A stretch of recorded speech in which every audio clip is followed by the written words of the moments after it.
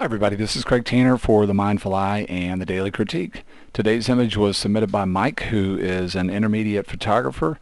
Mike says he went on a worldwide photo walk this past weekend in Red Bank, New Jersey. Would love to know more about that. I'm not quite sure what that is, whether that's a local organization or it was a worldwide photo walk day or something. Love to hear from Mike or somebody else if you know. Just piques my curiosity. Mike says that on this walk he was determined to take one street portrait, since it's not his personality to approach strangers. Said he was actually taking a mural shot when he decided to ask this man if he could take his picture, and he says obviously he said yes. He shot this with a Canon XTI Tamron 17 to 50 zoom, focal length of 47 millimeters, so the effective focal length is somewhere around 90 millimeters here.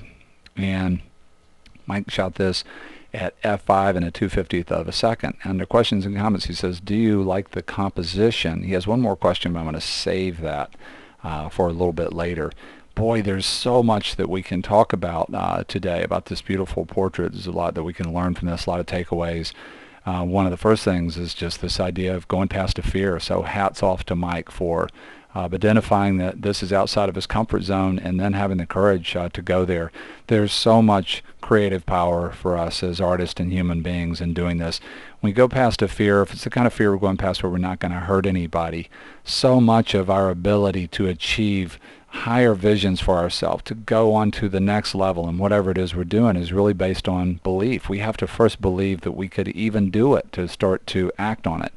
And the really cool thing about identifying self-imposed limits based on fears and then testing those limits is it can really help to grow our confidence, which can really help to grow our belief about ourselves. So major hats off to Mike here for doing this work. The other thing that I wanted to mention right away is just a couple of technical things.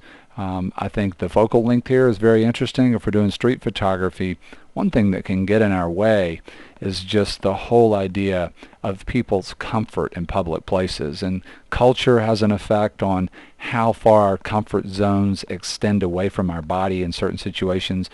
In this country, if we're already in a space where we're close to people, once people get inside of 3 feet, it can be pretty uncomfortable for us. But when we're out on the street and more of a situation where it's open, that area of comfort can extend out as much as 4, 5, 6, 7 feet.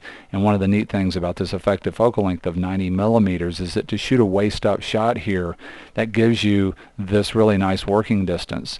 Mike is probably 6 or 7 feet away here, and that keeps, just from a body language standpoint and this comfort zone standpoint, something maybe that's more restricted from happening. The other interesting thing here is the focal length and the aperture. We're getting a flow of focus. What do I mean by that? Portrait subject is sharp. Background back here at the mural is getting soft, and that's just one of many visual design elements connected to photography that we can work with to get our main subject in a portrait to separate from the background. I like the composition quite a bit here. Real classical placement of the main subject with the horizontal dynamic framing. You have the portrait subject in a dynamic place here. Right on a third, vertically and horizontally, really close to this PowerPoint where 2 of the thirds in the image are intersecting. It's a little bit west of that, but not much. And the other thing is just there's a real powerful sense in terms of the flow of energy that's very natural for the way we like to move. We'd like to start up here and start moving like this. And in this image, obviously the main subject is up here in the top left. There's a real dynamic gesture here with the head tilted that makes diagonals out of all these lines of the mouth, the bottom of the nose, the eyes, the eyebrows, and that gets us moving in a natural direction, top left to bottom right. Including the table over here helps to create this feeling of being able to move in a very natural clockwise circle. That works really well. I love this environment of the portrait. I love getting all the way over to this sort of doorway that can be a balance to the main subject. I love the work table here with some other interesting things to give this more depth. A knife for carving. Looks like this gentleman's doing wood carving. I don't know what that is. Maybe a level, maybe a lighter to burn the wood or something. Sandpaper. These things are really interesting. I love the way the table comes in here and sort of pushes back against the arm.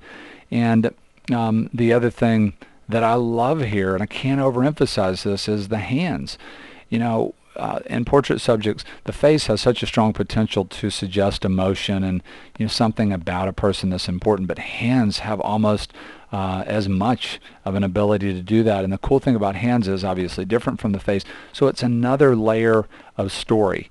And I'm really enjoying that. There's so many things to like about this. When I think about perfect world improvement, one of the things that I always think about when I photograph people is just variations. And let's say that this person said yes and I started to spend time with them, things I might encourage them to do.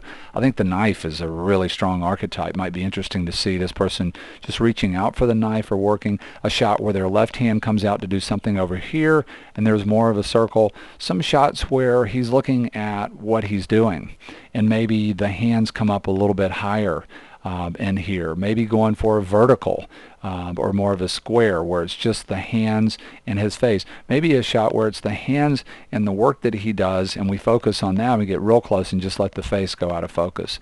Those are just some things to think about in camera while you're there.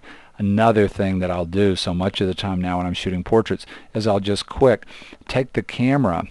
So let's say this is a camera relative to this scene and it's facing this way, and just shoot a quick series of shots where I take the camera and rotate it on its axis to see if there are any Dutch angles or oblique angles to this scene that might be exciting. It's another thing that I might do. For me, Mike's second question that I'm going to say now really speaks to the other thing I want to change about this image. Mike says, do you like the composition, and what about converting this to black and white? What steps would you take to do that? And I almost immediately think of black and white here. I'm overwhelmed by the color. I want to back up for a second. I mentioned something about quality of light, which is another takeaway from today's critique. People that have darker skin tend to not only do well from a quality of light standpoint and a harder, more direct quality of light. A lot of times that's the best quality of light. You can see here that the specularity, the reflection of the light source in a face where the skin is very dark can create some, let me make that go away, can create some really beautiful local contrast in dimension and form. But one downer about the hard light here is that it's creating this high contrast overlay on top of a very, very colorful background. And I'm overwhelmed by two things here from a color standpoint. I'm overwhelmed by all the color. I'm also overwhelmed by the color cast that's coming from, I think, the hard light reflecting off of this real warm sort of terracotta color in the background.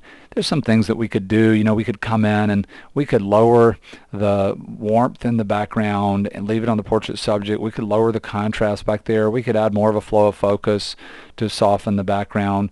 We could come in and sort of get rid of the overall feeling of too much red and darken some things on the portrait subject to try and create more weight. Then I came in and I added some blue to try and create more of a harmony. But so far this is what we've done, and I'm still overwhelmed by color.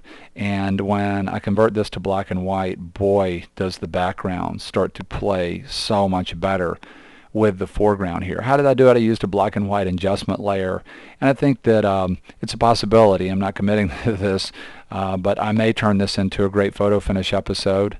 We'll let you know if we do, where I talk about converting this to black and white. One thing that I would say to remember here is that I'm adding this black and white adjustment layer at a point where I've done quite a bit of other work. This having a big effect on how this comes up from a default standpoint to begin with. So in other words, I've simplified things already, and a lot of times that's going to help when I convert to black and white. But in black and white, one of the main things that happens, in addition to obviously the overlay of color overwhelming the viewer, so another thing that happens is this bit right here goes from something that is very distracting to me to something that is very beautiful in the image. What do I mean by that? In color, white is the absence of color, and that's anytime we have one thing that's different than everything else, it's incredibly visually powerful because high contrast has the most visual weight. It's not just the difference between black and white, the darkest things and the lightest things. Contrast can also be when one thing is different than everything else. You've got everything that's sort of smooth, and then you have something that's rough.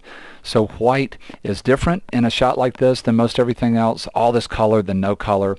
White is very bright, and our eye goes to the brightest areas pretty soon after going to the highest contrast areas. So this in this scene represents the highest contrast, bright, and something that's different, and it just overwhelms. What's so amazing is that when we go to black and white, where white doesn't have nearly as much weight, that area creates a beautiful separation for this real dynamic part of the face. It creates almost sort of a feeling of an S-curve moving on from the arms, and it rhymes the shape of the tattoo here. That's very subtle. It also plays off of the shape of the carved wood. Has a totally different feeling. So lots and lots of things to think about, and the reason that we had so many great things to think about is Mike's original shot. It's just awesome. Again, a huge hats off to Mike for going past a fear here. Big thank you to all of you for being here. Hope to see you again real soon on the Mindful Eyes Daily Critique.